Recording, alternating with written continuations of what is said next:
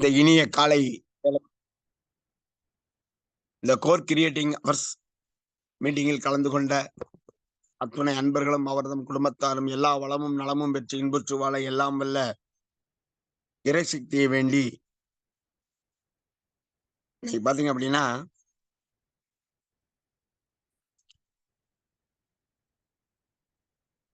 தினந்தோறும் பாத்தீங்க அப்படின்னா காலையில நம்ம மைண்ட் செட்டை கரெக்ட் பண்ணணும். தூங்கி எழும்போதே பாத்தீங்க அப்படின்னா நம்ம ஒரு முடிவு எடுக்கணும். என்ன முடிவு எடுக்க போறோம் அப்படின்னா, எப்பவுமே பாத்தீங்க அப்படின்னா இந்த முடிவெடுக்கிறது ரொம்ப ரொம்ப ரொம்ப முக்கியமானது. என்னைக்கு நமக்காக நாம முடிவெடுக்கல அப்படின்னா மத்தவங்க நமக்காக முடிவெடுத்துருவாங்க. என்னது மத்தவங்க நமக்காக முடிவெடுத்துருவாங்க? இப்போ நாம எப்படி இருக்கணும், எப்படி வரணும் அப்படின்னு நாம முடிவெடுத்து ஒரு பணியை செய்யும் பொழுதுதான் நம்மளோட முடிவுப்படி அந்த பணிகள் நடந்துட்டு இருக்கும். இல்ல அப்படின்னா நாம எந்த முடிவும் எடுக்க முடியாத ஒரு இடத்துல இருந்தோம் அப்படின்னா நம்மள மத்தவங்க என்ன செஞ்சிருவாங்க அப்படின்னா நாம அவங்க முடிவெடுத்துருவாங்க. நீ இது செய்யி அது செய்யி அப்படின்னு முடிவெடுத்துருவாங்க. எப்பவுமே பாத்தீங்கன்னா பிசினஸ் அப்படிங்கிறது மிகப்பெரிய ஒரு சமாச்சாரம். இன்னைக்கு காலகட்டத்துல பணம் சம்பாதிப்பது வெளி உலகத்துல அவ்வளவு சாதாரண விஷயம் இல்லை. பணம் சம்பாதிக்கிறதுக்கு ஒவ்வொருத்தரும் நிறைய சிரமப்பட்டு இருக்காங்க. 95% பேர் நம்ம நாட்டுல என்ன பண்ணிட்டு இருக்காங்க அப்படின்னா வேலை பண்ணிட்டு இருக்கிறாங்க. 5% பேர் தான் பாத்தீங்க அப்படின்னா மிக பெரிய அளவுல ஒரு பிசினஸ் பண்ணிட்டு இருக்காங்க. 95% பேர்கிட்ட 5% சொத்துக்கள் தான் இருக்குது. ஆனா 5% கோடீஸ்வரர்கள்ட்ட 95% சொத்துக்கள் இருக்குது. நம்ம ஜஸ்ட் யோசிக்கணும்.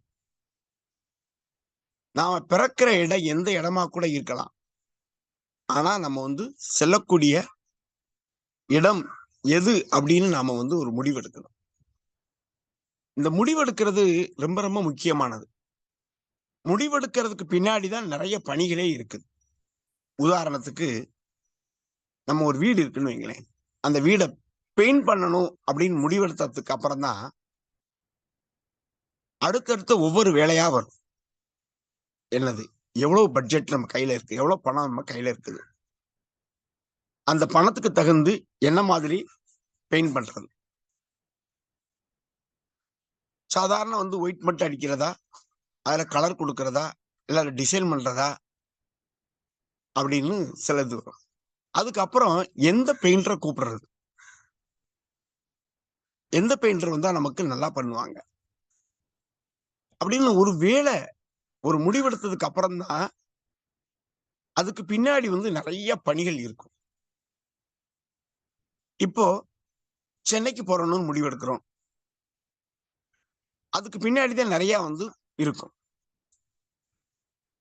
சென்னைக்கு எதுல போறது, எவ்வளவு நேரத்துல போறது, எந்த டைம்ல நம்ம சென்னையில இருக்கணும், அப்பக்கு எதெல்லாம் வசதியா இருக்கும், கார்ல போறதா, ட்ரெயின்ல போறதா, பஸ்ல டிராவல்ஸ்ல போறதா, டிராவல்ஸ்ல புக் பண்ணி போறதா, ட்ரெயின்ல புக் பண்ணி போறதா,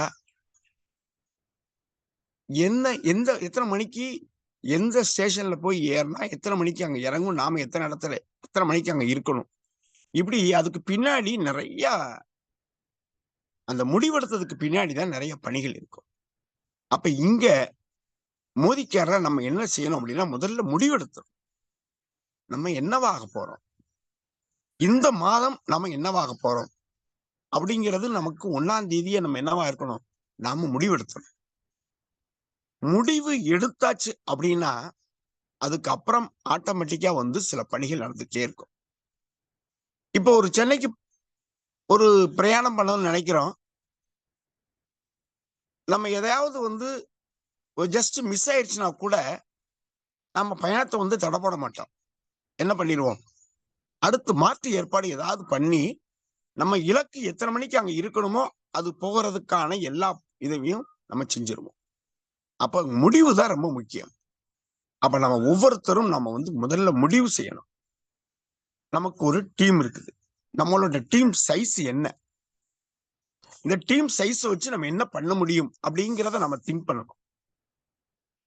முதல்ல நாம வந்து பெர்சனல் பாயிண்ட் வேல்யூ எவ்வளவு பண்றது அப்படிங்கிறத முதல்ல முடிவெடுக்கணும். 100 பாயிண்ட் வேல்யூ அப்படிங்கிறத நம்ம மைண்ட்ல வைக்கணும். அந்த 100 பாயிண்ட் வேல்யூ நம்ம பண்ணாதான் நம்ம என்ன செய்யறோமோ அதைத்தான் நாம வந்து மற்றவங்களுக்கு செய்யறதுக்கு வந்து நம்ம சொல்லுவோம். இதை நம்ம எல்லாருமே பார்க்கிறோம். யாரெல்லாம் வந்து சிறப்பா பண்றாங்களோ, அவங்க டீம் சிறப்பா இயங்குதோ, அதை வாட்ச் பண்ணி பார்த்தோம் அப்படின்னா அந்த டீமை வந்து வழிநடத்தக்கூடிய நபர் வந்து சிறப்பா வந்து முன் உதாரணமா ஒரு நபரா வந்து அவர் விளங்கிக்கிட்டு இருக்கிறார். அவரு செல்ஃப் யூசரா இருக்கிறாரு. நிறைய கஸ்டமர்ஸ கையில வச்சிருக்கிறாரு. ஈஸியா வந்து மத்தவங்களுக்கு ப்ராடக்ட கொண்டு போய் கேட்ட நேரத்துல கொண்டு போய் கொடுக்கிறாரு. அவர் அது பண்ணும் பொழுது அவர் தன் என்ன பண்ணமோ அதை அவரோட டீமுக்கு வந்து டீச் பண்றாரு. ஆனா இன்னும் மோதிக்கேர்ல என்னென்ன ப்ராடக்ட் இருக்கு அப்படின்னு தெரியாம நிறைய பேர் இருக்காங்க. சில நேரம் போய் சொல்லும் பொழுது இதெல்லாம் நம்ம மோடிகேர்ல இருக்குதா அப்படின்னு கேட்கிறாங்க. பாருங்க, மோடிகேர் ஆப் இருக்குது, ப்ராடக்ட் கேட்லாக் இருக்குது. ஒவ்வொரு மாதமும் டிஜிட்டல் கேட்லாக் வந்து நமக்கு வந்து நம்ம குரூப்ல வந்து ஆட் பண்ணி விடுறோம். அப்போ என்ன யாருமே அதை வந்து என்ன பண்றது கிடையாது, பாக்குறது கிடையாது. நம்ம கையில வந்து எப்பவுமே பாத்தீங்க அப்படின்னா நிறைய ப்ராடக்ட் வந்து கையில இருந்துகிட்டே இருக்கணும். இருந்தாதான் அந்த ப்ராடக்டை பத்தி மத்தவங்களுக்கு காட்ட முடியும். இப்போ ஒரு கடைக்காரர் இருக்கிறார். அந்த கடைக்காரர் வந்து பாத்தீங்க அப்படின்னா கடையில சில பொருட்களை அடுக்கி வச்சிருக்கிறாரு. இந்த பொருட்கள்லாம் வித்து முடிச்சதுக்கு அப்புறம் தான் வாங்கணும் அப்படின்னா, வித்து முடிக்கிறப்ப பாத்தீங்க அப்படின்னா அவர் கடை என்னவா இருக்கும், எம்டியா இருக்கும். கடையில பொருட்கள் எல்லாம் எம்டியா இருந்தா நம்ம பாக்குறதுக்கு நல்லா இருக்குமா? இப்ப நம்ம ஒரு கடைக்குள்ள போறோம், அங்க ப்ராடக்ட் நிறைய இருந்தாதான் நாம வந்து ஒரு பொருளை வாங்குவோம். அப்போ பாக்குறதுக்கு வந்து அந்த கடையில வந்து பொருள் நிறைஞ்சிருக்கணும். அப்போ இன்னைக்கு வந்து ஒரு 4 பொருள் வந்து சேல் ஆயிருக்கு அப்படின்னா அந்த கடைக்காரர் என்ன பண்றாரு, உடனே அதே அந்த பொருளை கொண்டு வாங்கி வந்து அதே இடத்துல ஸ்டாக் பண்றாரு. அப்ப எப்ப பார்த்தாலும் பொருட்கள் வந்து நிறைஞ்சிருக்கும். அப்ப பாக்குறதுக்கு வந்து நல்லா இருக்கும். அதே மாதிரிதான் நம்ம நிறைய பேரை பாக்குறோம். ஒரு பில் பண்ணி முடிச்ச உடனே மோடிக்கேர்ல எல்லா வேலையும் முடிஞ்சதாக வந்து நம்ம நண்பர்கள் எல்லாம் அப்படியே இருந்துறாங்க. கேட்டா பண்ணிட்டேனே, பில் பண்ணிட்டேனே அப்படிங்கிறாங்க. மோடிக்கேர்ல பில் பண்ணது மட்டும் வேலை இல்லை, ப்ராடக்ட் மட்டும் நம்ம வாங்கினது மட்டும் இல்லை. நம்ம டீம்ல நம்மள மாதிரி ஆட்களை கொண்டு வரணும்ல, அதுக்கு முயற்சி பண்ணணும். பிளான் கம்பெனி என்ன கொடுத்திருக்குது அதுக்கு தகுந்தபடி ஒர்க் பண்ணணும். இப்ப நம்ம டீம்ல ஒரு 10 பேர் இருக்கிறாங்க, 10 பேரும் லாயல்ட்டிக்குள்ள இருக்கிறாங்க. ஆளுக்கு 1000 பிவி பண்றாங்க, 10,000 பிவி வந்துருச்சு அப்படின்னு வச்சுக்கோங்க. ஒரு ஜிபிவில ஒரு உதாரணத்துக்கு ஒரு 300 பாயிண்ட் வேலைக்கு மேல வந்துருச்சுன்னு வைங்க. ஆனா அதுவே என்ன இன்கம் கிடைக்கும் பார்த்தா ரொம்ப ரொம்ப லோவான இன்கமா இருக்கும். அதுவே கம்பெனி என்ன சொல்லியிருக்கு அப்படின்னா அந்த பவர் ஆஃப் 4 4 டீம்ல 4 லெக்ல 4 டீம் நாம வந்து ஸ்பான்சர் பண்ண, நேரடி ஸ்பான்சர் பண்ண 4 நபர்களை 50 பாயிண்ட் வெல்யூ பண்ண வச்சு நாமளும் 50 பாயிண்ட் வெல்யூ பண்ணோம் அப்படின்னா 250 பாயிண்ட் வெல்யூ பண்ணியிருந்தாலே 2 ஷேர் வந்து கிடைக்குது. அப்போ அதுதான் வந்து ஒரு ஸ்ட்ரக்சர். அந்த பிளான் நம்ம எவ்வளவு பெரிய பெரிய லெவலுக்கு பிசினஸ் கொண்டு போறதுக்கு மெயினான விஷயமே அந்த பவர் ஆஃப் 4 தான். அந்த பவர் ஆஃப் 50 ரொம்ப ரொம்ப முக்கியம். 50 பாயிண்ட் வேல்யூ அப்படிங்கிறத நம்ம வந்து கரெக்டா வந்து பார்த்து பண்ண வைக்கணும்.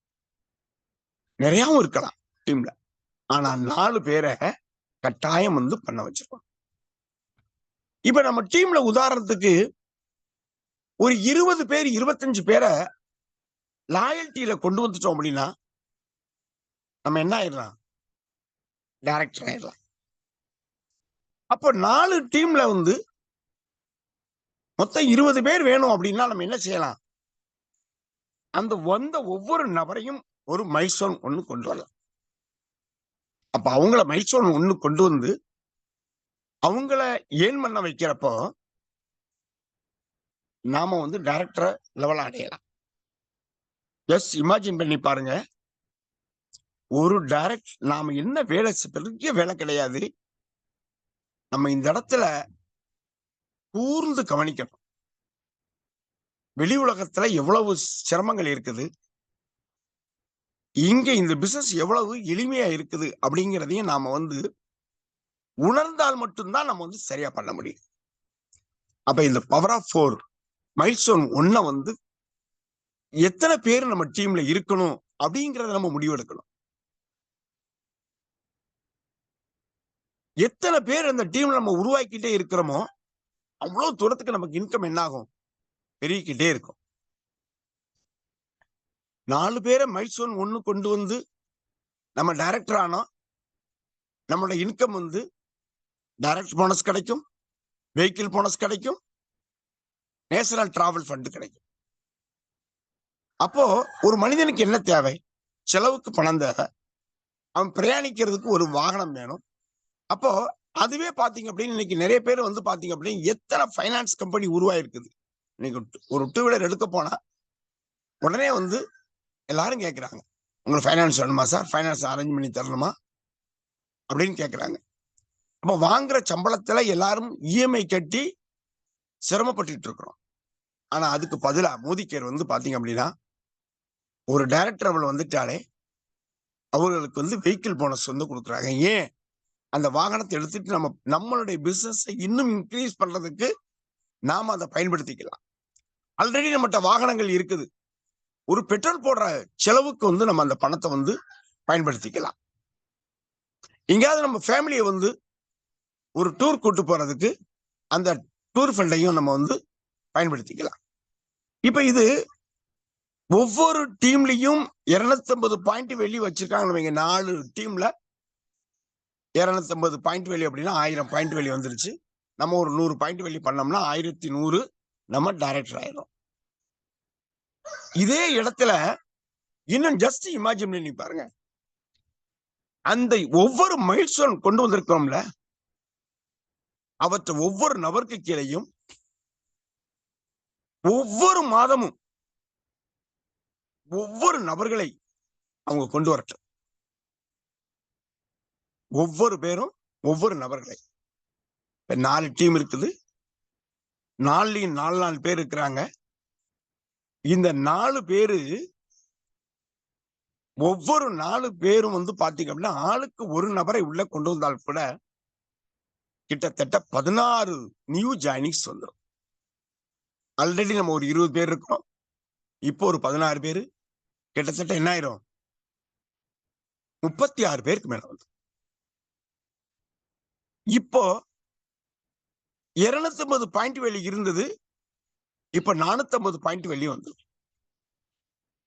4 டீம்லையும் பாக்குறப்போ ஒரு 2000 பாயிண்ட் தொட்டுச்சுன்னு வைங்களேன். டைரக்டர் தான் அவரோட இன்கம் இப்ப என்னவா இருக்கும் அப்படின்னா கிட்டத்தட்ட 10,000 ரூபாயை நெருங்கி இருக்கும். ஒவ்வொரு டீம்லயும் அடுத்து இன்னும் ஒவ்வொரு நபரையும் அடுத்த மாதம் கொண்டு வரட்டும். ஒவ்வொரு டீம்லயும் 650 பாயிண்ட் வெளி இருக்கும்.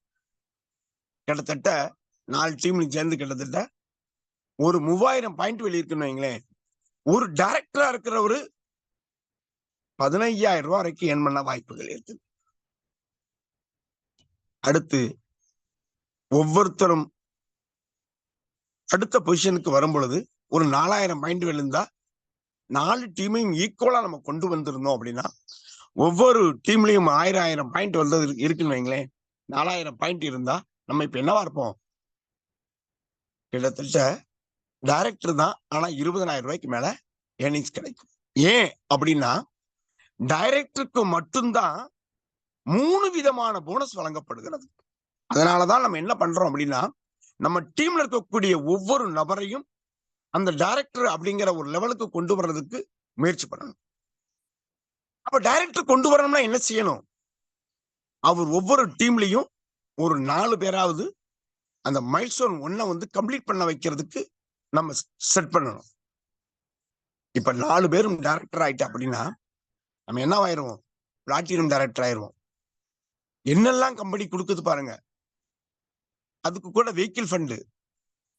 இப்ப பிளாட்டினம் டைரக்டர் ஆயிடுச்சுன்னா ஃபாரின் டூர் ஃபண்ட் கிடைக்குது, கார் ஃபண்ட் கிடைக்குது, ஹவுஸ் ஃபண்ட் கிடைக்குது.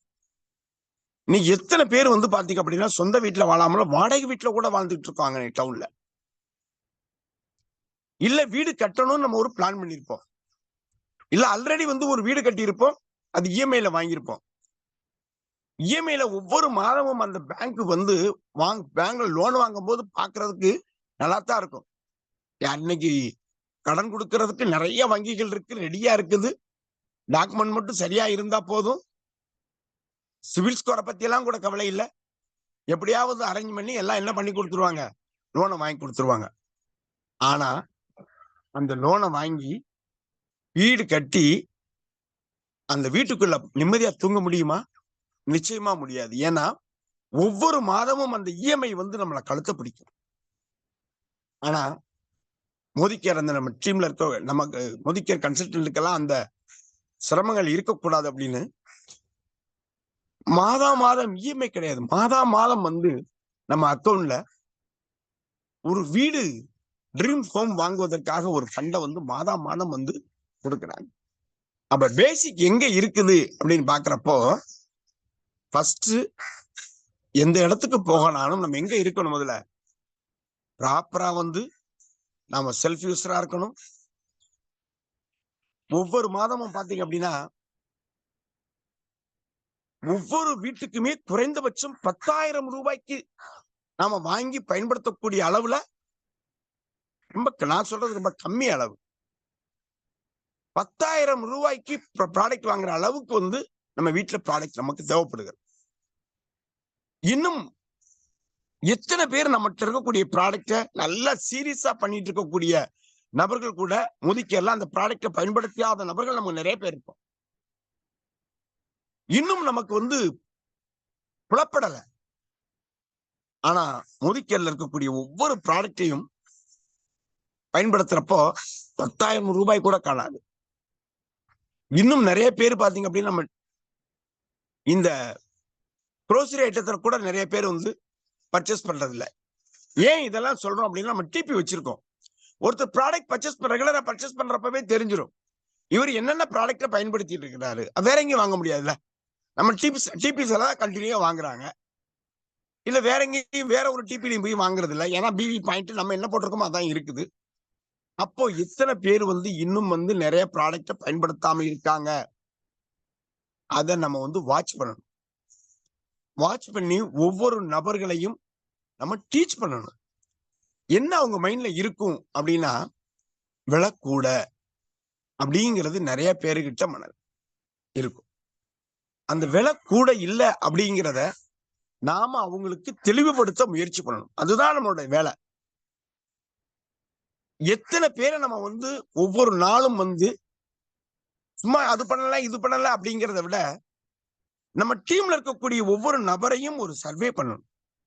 அவங்க என்ன மாதிரி ப்ராடக்டை எடுக்கிறாங்க, எவ்வளவு ரூபாய்க்கு ப்ராடக்ட் வாங்குறாங்க, மாதம் எவ்வளவு ரூபாய்க்கு பர்ச்சேஸ் பண்றாங்க, அப்ப பர்ச்சேஸ் பண்றா அவங்க வீட்டுக்கு எவ்வளவு ப்ராடக்ட் தேவைப்படும், அப்ப இவங்க மத்தவங்களுக்கு வந்து ப்ராடக்டை ஷேர் பண்ணிருக்காங்களா, ஷேர் பண்ணலையா, இது எல்லா விஷயங்களையும் நம்ம வந்து கவனிச்சா மட்டும்தான் தெரியும்.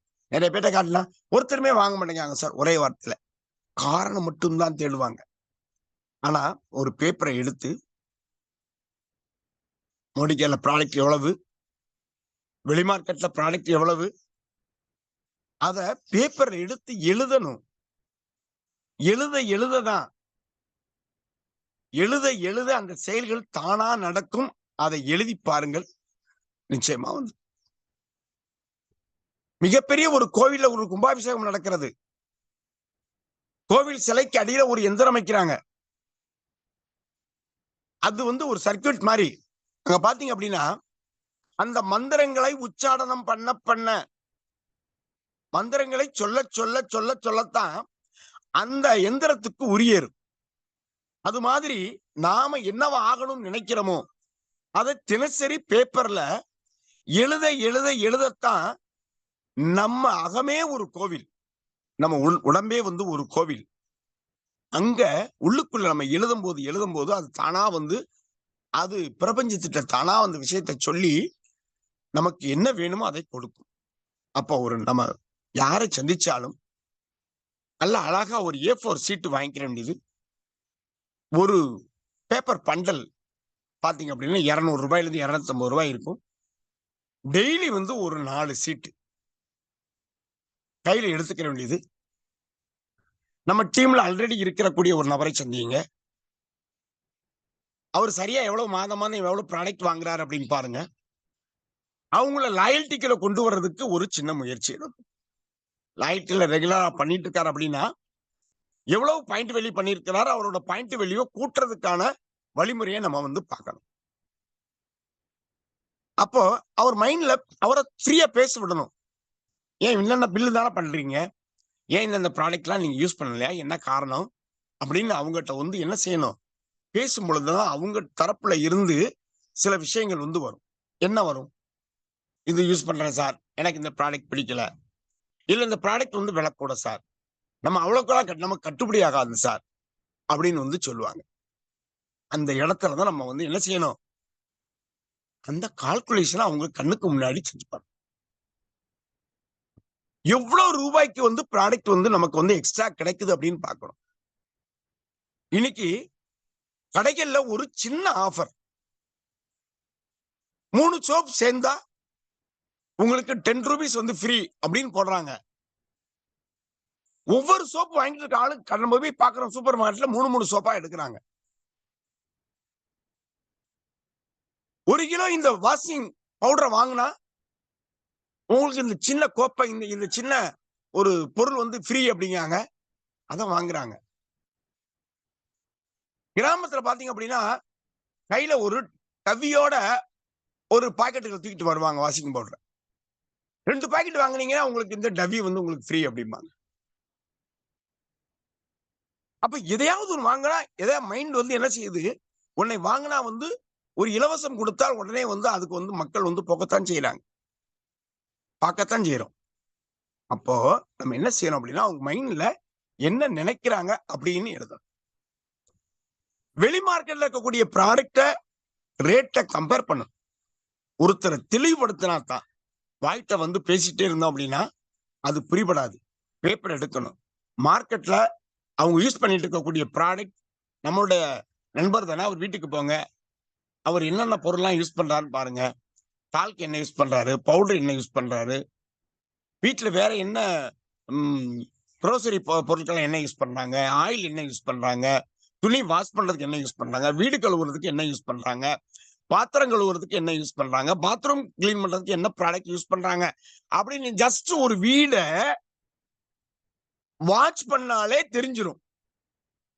என்னென்ன பொருட்கள்லாம் மோதிக்கர் பொருட்கள் இன்னும் உள்ள வர வேண்டி இருக்குது. தவறு ஒன்றும் அவர்கள் மேல் இல்லை. சரியாக புரிய வைக்கவில்லை நாம். கட்டாயம் அவர்கள் புரிந்தால் நிச்சயமாக வந்து வாங்கத்தான் போறாங்க. ஏன், என்ன பொருளா கூட இருக்கட்டும், கால்குலேஷன் போட்டு பாருங்க. எம்ஆர்பி விலையிலிருந்து 33% கம்பெனி ப்ராடக்ட் ஃப்ரீ கொடுக்கும். ரீபர்ச்சேஸ்ல 10% கொடுக்காங்க. லாயல்டி பிளஸ்ல 25%. இப்ப எல்லாம் ரீபர்ச்சேஸ்ல 10% கிடையாது. 15% வரைக்கும் இல்லாட்டி 20% வரைக்கும் இன்னைக்கு ப்ராடக்ட் வந்து பாத்தீங்க அப்படின்னா நமக்கு 15%க்கு மேல வந்து ரீபர்ச்சேஸ்ல ஒவ்வொரு மாதமும் ஃப்ரீ ப்ராடக்ட் கிடைக்குது. இப்ப பாருங்க, இப்ப கம்பெனி ஒரு ஆஃபர் போட்டிருக்கு பாருங்க. 3000 ரூபாய்க்கு ப்ராடக்ட் வாங்கினா 2000 சில்லற பொருள் வந்து 600 ரூபாய்க்கு வந்து பே பண்ணா போதும். 1500 ரூபாய் எவ்வளவுன்னு பாருங்க. இப்ப ஒவ்வொரு மாதமும் கம்பெனி கொடுக்கக்கூடிய ஆஃபர் எல்லாம் பார்த்தோம் அப்படின்னா யாருமே வந்து நினைச்சு பார்க்க முடியாது. அப்படிப்பட்ட ஆஃபர்களை கம்பெனி கொடுத்துட்டு இருக்குது. இது எத்தனை பேருட்ட நம்ம டீம்ல கொண்டு போய் சேர்த்தோம், அதுதான் ரொம்ப முக்கியம். கம்பெனில இருந்து யாரும் நம்ம டீம் அப்ளைன் வந்து லீடர் வந்து நம்ம குரூப்ல போட்டு விடுறாரு. உடனே நம்ம அதை பாஸ் பண்ணிட்டு நம்ம அப்படி விட்டுறோம். உட்கார்ந்து யோசிங்க.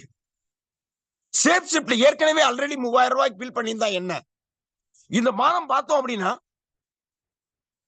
இந்த சேல்ஸ் ப்ரமோஷன்ல நிறைய இதை வந்து கொடுத்திருக்கிறாங்க. இதுவரைக்கும் ஜோல்செஃப்ல வந்து நாம சில ப்ராடக்ட் வாங்கியிருக்க மாட்டோம். நம்ம வீட்டுக்கு வாங்கி போடுங்க. நம்ம டீம்ல உள்ளவங்களுக்கு வாங்கி போட சொல்லுங்க. மீல்ஸ் ரீப்ளேஸ்மெண்ட் ஃப்ரீ கிடைக்குது.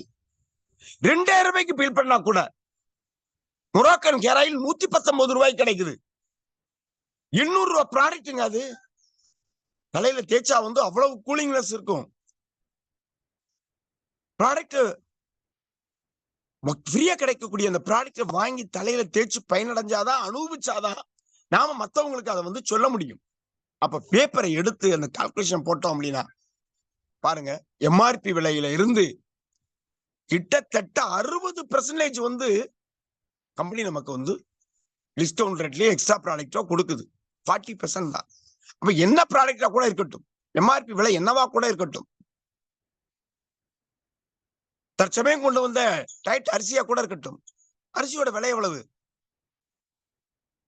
1000 ரூபான்னு கூட வச்சுக்கிருவோம். 60% வந்து நமக்கு வந்து இது கிடைக்குதுல்ல, நமக்கு என்ன ஆயிரும்? 400 ரூபாய் கிடைச்சிரும்ல. இன்னைக்கு வெளி மார்க்கெட்ல அரிசியோட விலை எவ்வளவு? மருந்தடிக்காத அரிசி, பூச்சிக்கொல்லி பயன்படுத்தப்படாத ஒரு அரிசி, சாப்பிடறதுக்கு எளிமையா இருக்குது, நிறைய பைபர் கான்டென்ட் இருக்குது, ஜிஐ ரேட் ரொம்ப கம்மியா இருக்குது. ஜிஐ ரேட் ரொம்ப 52க்கு உட்பட்டே இருக்குது. வெளியே நாம இன்னைக்கு சுகர்காரங்க எல்லாம் வந்து சாப்பிட்ட உடனே ரத்தத்துல அந்த அளவா செக் பண்ணி பார்த்தாங்கன்னா அதை வச்சுதான் வந்து சுகர் டெஸ்ட் பண்ணுவாங்க. அந்த ஃபாஸ்டிங் லெவல் வச்சு சாப்பிட்டதுக்கு அப்புறம் எப்படி இருக்கு அப்படிங்கிற பார்ப்பாங்க. அந்த இடத்துல நிறைய பேர் வந்து சப்பாத்தி இதெல்லாம் சாப்பிட்டோம்னா, கோதுமை சாப்பிட்டோம்னா கம்மின்னு நினைக்கிறாங்க. நம்ம எதெல்லாம் இது வரைக்கும் கம்மின்னு நினைச்சிருக்கோமோ அதை விடையும் கம்மியா வந்து அந்த ஜிஐ ரேட் வந்து கம்மியான ஒரு ப்ராடக்ட் வந்து கம்பெனி கொடுத்திருக்கு. அப்போ இன்னைக்கு வந்து சுகர் பேஷண்ட்ஸ் எல்லாம் இன்னைக்கு 250 ரூபாய் 300 ரூபாய்க்கான அரிசியை வாங்கி சாப்பிட்டுட்டு இருக்காங்க. எல்லாத்தையும் பேசி பார்க்கணும், அவங்களுக்கு நம்ம ப்ரொமோட் பண்ணணும். அந்த மாதிரி ஆட்களுக்கு கொண்டு போய் கொடுக்கறப்ப உடனே வந்து என்ன பண்ணுவாங்க? ஏன்னா அதனாலதான் எல்லாரும் என்ன பண்ணுவாங்கன்னா, நீங்க ஒயிட் ரைஸ் சாப்பிடாதீங்க, சுகர் கூடிரும் அப்படின்னு சொல்லுவாங்க. ஆனா நம்மளோட அரிசியை சாப்பிடும் பொழுது அந்த சுகர் ரேட் வந்து ஏறாது. அந்த விஷயத்தை நிறைய பேர்ட்ட வந்து ப்ரமோட் பண்ணணும். அப்போ நம்ம என்ன பண்ணணும் அப்படின்னா, நம்மளோட டீம்ல அந்த பில்லிங் ரேட்டை வந்து கூட்டணும். ஒவ்வொரு மாதம் உடனடியாக ஏற்ற வேண்டாம். மாதத்துக்கு ஒரு புதிய பொருட்களை ஒவ்வொரு நபரையும் வந்து உள்ள கொண்டு வரதுக்கு நம்ம வந்து டீச் பண்ணோம் அப்படின்னா, யோசிச்சு பாருங்க, ஒவ்வொருத்தர் கீழே இப்ப வந்து நிறைய பேரை சந்திக்க வேண்டாம். ஒவ்வொருத்தரும் தனக்கு கீழே உள்ள ஒரு 10 நபர்களை வந்து அவங்களோட உட்கார்ந்து பேசியிருக்கிற நேரம் இல்லையா? தெளிவா நம்ம கத்துக்கிடுவோம். கத்துக்கிட்டு ஒரு பேப்பர் எடுத்து ஒவ்வொரு நபர்கிட்டையும் உட்கார்ந்து இந்த பிளானை பத்தி நம்ம என்ன தெரிஞ்சுக்கிறோம், நம்ம ப்ராடக்டை பத்தி தெரிஞ்சுக்கிட்ட விஷயத்தை அவங்களுக்கு சொல்லும் பொழுது, இந்த லாயல்டி வாங்கினா ஒவ்வொரு மாதம் எவ்வளவு ஃப்ரீ கிடைக்கும், லாயல்டி பிளஸ்ல எவ்வளவு கிடைக்கும், ரீபர்ச்சேஸ் ஆஃபர்ல என்ன கிடைக்கும், சேல்ஸ் ப்ரமோஷன்ல ஒவ்வொரு மாதமும் அனௌன்ஸ் பண்ணாங்க அதுல என்ன கிடைக்கும், இந்த விஷயங்களை எல்லாத்தையும் தெளிவாக தெரிஞ்சு கால்குலேட் பண்ணி பார்த்தோம் அப்படின்னா பில்லிங் ரேட் வந்து நமக்கு வந்து என்ன செய்யும்? ஆட்டோமேட்டிக்கா வந்து கூடும். யோசிச்சு பாருங்க, 1100 பாயிண்ட் வெளி இருந்தாதான் வந்து நம்ம என்னவா ஒரு டைரக்டர். 100 பாயிண்ட் வெளி பண்ணக்கூடிய 11 நபர்கள் இருந்தோம் அப்படின்னா நம்ம டைரக்டர். 100 பாயிண்ட் வெளி பண்ணக்கூடிய 44 பேர் இருந்தா போதும், நாம பிளாட்டினம் டைரக்டர். இங்க அங்க அங்க ஓடி திரிய வேண்டியதில்லை. நம்ம இருக்கக்கூடிய ஒவ்வொரு நபரையும் அலசி ஆராய்ஞ்சு அவங்கள இந்த ப்ராடக்ட பத்தி என்ன நினைக்கிறாங்க அப்படின்னு உட்கார்ந்து தெளிவுபட பேசி பேப்பர்ல எழுதி காட்டினால் மட்டும்தான் நம்ம பிசினஸ் வந்து இம்ப்ரூவ் பண்ண முடியும். இது பெரிய ஹால் மீட்டிங்லயோ மற்ற இடத்துலயோ வந்து நம்ம என்ன பண்ண முடியாது, ஒவ்வொரு நபரையும் தனிப்பட்ட முறையில சந்திக்க முடியாது. இன்னைக்கே முடிவெடுக்கணும். நம்ம டீம்ல எத்தனை பேர் இருக்காங்க? அந்த ஒவ்வொரு நபர்ட்டயும் வந்து உட்கார்ந்து பேசுவது எவ்வளவு நேரம் இருப்பது? கேஷுவலா போங்க. பெருசா பேச வேண்டாம். கேஷுவலா பேசிட்டு அவங்களுக்கு சில விஷயங்கள புரிய வைங்க. தனிப்பட்ட முறையில வந்து பேசும்பொழுது, அவரு வந்து என்ன நினைச்சுட்டு இருக்கிறாரு? அவரோட ஒய்ஃப் என்ன நினைச்சுட்டு இருக்காங்க? அப்போ இவர் வந்து சரியா புரிஞ்சிருப்பாரு. இப்ப நெறைய வீடுகள்ல பார்த்தீங்க அப்படின்னா, மீனாட்சி ஆட்சி தான் நடக்குது. அதனால பர்ச்சேசிங் பவர் எல்லாமே லேடீஸ்ல தான் இருக்குது. நாம வந்து என்னதான் நம்முடைய நண்பர்ன்ட்டு உரக்க உரக்க பேசினாலும், அவர் அங்க போய் சொல்லும் பொழுது, அங்க வேகமா கொண்டு போகும்போது டொம்முன்னு அடுக்கி விட்டுருவாங்க. அதெல்லாம் எனக்கு தெரியும். நான் பார்த்துக்கிறேன். நீங்க உங்க வேலைய மட்டும் பார்த்தோமா, வேலைய பார்த்தோமா, சம்பளத்த குடுத்தோமான்னு மட்டும் இருங்க அப்படின்ருவாங்க. அப்ப முதல்ல தெரியணும். ஒரு வீட்ல சொக்கராட்சி நடக்குதா, மீனாட்சி ஆட்சி நடக்குதான்னு பார்த்துட்டு, எங்க பேசுனா சரியாகும்னு நெனச்சு பேசணும். மீனாட்சி ஆட்சி நடக்கு அப்படின்னா, நம்மோட பேச்ச நேரா எங்க கொண்டு போயிரணும்? வீட்லயே கொண்டு போய் உட்கார வச்சு, அவங்கள நீங்க வந்து உண்மையிலேயே சூப்பரா வந்து, அருமையா வந்து குடும்பத்த நிர்வாகம் பண்ணிட்டு இருக்கிறீங்க. நீங்க இவ்வளவுலாம் கம்மிங்கிறதுனால தான் இந்த ப்ராடக்ட்லாம் வாங்கிட்டு இருக்காங்க. ஆனா, மோதிகேர்ல வந்து இருக்குது. என்னென்ன ப்ராடக்ட்லாம் இருக்குது. இதெல்லாம் வாங்கும் பொழுது, நீங்க கடையில வாங்குறத விட கம்மி விலைக்கு கிடைக்கிறதுக்கான வாய்ப்புகள் நெறைய இருக்குது. அத விட 100% குவாலிட்டியான ப்ராடக்ட் இருக்குது. அப்படின்னு அவங்கட்ட எடுத்து சொன்னா, நிச்சயமாக அவங்க மாறுவாங்க. ஜாயினிங்கே கூட யார் போட்டுறலாம்? அவங்களவே கூட கொண்டு வந்துரலாம். அப்போ ஒவ்வொரு விஷயத்தையும் நாம வந்து உற்று கவனிச்சு, அந்த சேல்ஸ வந்து இம்ப்ரூவ் பண்ண தான் நாம வந்து வர முடியும். இல்ல அப்படின்னா, நாம ஒருத்தர் என்னத்தையாவது அவங்கபாட்டு பில் பண்ணிட்டு இருக்கிறோம் அப்படின்னா, மாசம் அவர் ரூ. 4000 பில் பண்ணுவாரு. 2வது மாசம் 3000 பண்ணுவாரு. அடுத்த மாசம் ப்ராடக்ட் கிடைக்கு சார் 2000க்கு போவாரு. 3ஆம் மாசம் ரொம்ப கிடக்கு பார்த்துக்கலாம் அப்படிம்பாரு. ஏன்? சரியான புரிதல் இல்ல. 4வது மாசம் லாயல்டிக்குள்ளேயே வரமாட்டாரு. இன்னும் சில பேர்லாம் இருக்காங்க. எப்படியாவது அடிச்சு புடிச்சு அந்த 6 மாசம் லாயல்டி வாங்கிட்டா நிப்பாட்டிருவோம்னு பார்ப்பாங்க.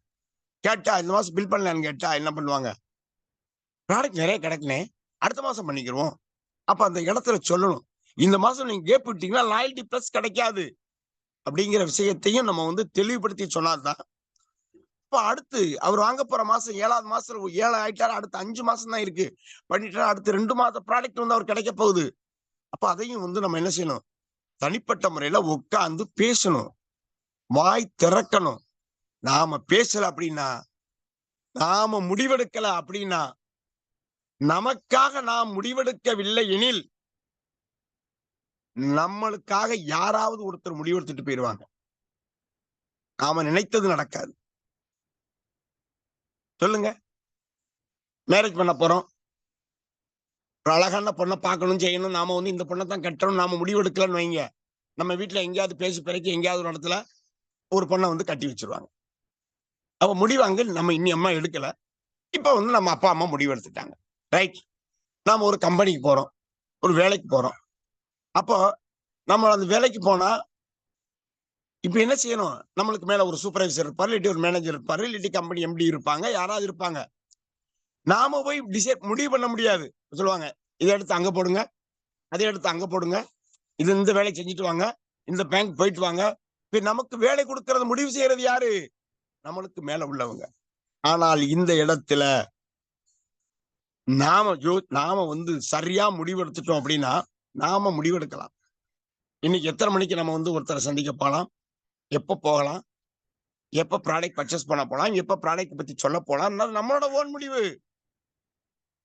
அப்ப இன்னைக்கே திடமான முடிவெடுக்கணும் அப்படின்னா, சிறப்பா வந்து சில தெரியாத விஷயங்களை நாம கற்றுக்கொண்டு, அந்த கற்றுக்கொண்ட விஷயத்தை நாம மற்றவங்களுக்கு டீச் பண்ணல அப்படின்னா, சொல்லி தரல அப்படின்னா,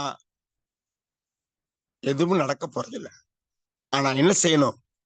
பெருசா பண்ண வேண்டாம். ஓ எங்க அப்ளைன் வந்து சொல்லுவாரு. ஒரு பெரிய யானையே சாப்பிடனா கூட சாப்பிட்ற முடியும். எப்படி? டெய்லி ஒரே நாளையில சாப்பிட முடியுமா? கொஞ்சம் கொஞ்சமா, கொஞ்சம் கொஞ்சமா சாப்பிட்டுக்கிட்டே இருந்தேன்னா, யானை போல இருக்கக்கூடிய உணவு பண்டத்த கூட நம்ம என்ன செய்யலாம்? கொஞ்சம் கொஞ்சமா சாப்பிட்டு முடிச்சிடலாம். அப்போ அவ்வளவு என்ன செஞ்சுரும்? நம்ம வயித்துக்குள்ள ஓடி வெளிய போயிரும். இப்ப யோசிச்சு பாருங்க. எவ்வளோ குண்டான் அரிசிய நம்ம தின்றுருப்போம் உள்ள போயிருக்கு. எவ்வளவு மூட கோதுமை மாவை தின்றுப்ப நம்ம உடம்புக்குள்ள போயிருக்கும்.